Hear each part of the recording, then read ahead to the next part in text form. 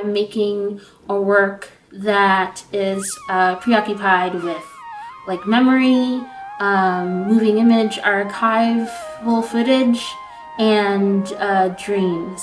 Thinking about how your dreams can posit new futures for you.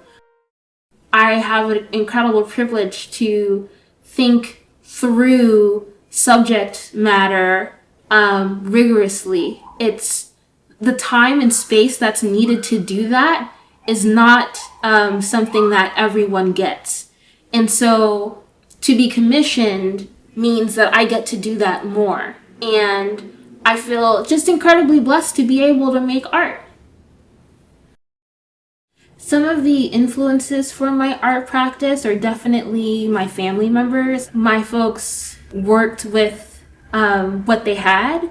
You know, I used to say that like they worked with very little, but what they worked with was a lot. It was culture. It was family history.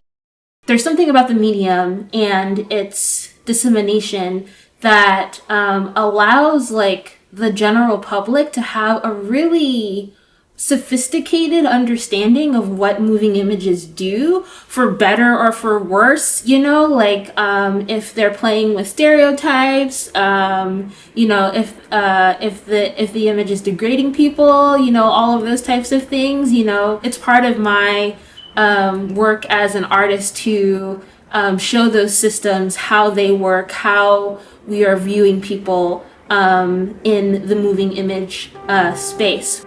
All of these new technological spaces of representation are great ways where like old stories are becoming new again, or the old is being seen through a different literal lens. And we're getting to kind of like discover who we are once more through another technology, in the same ways that we discovered who we were through photography hundreds of years ago.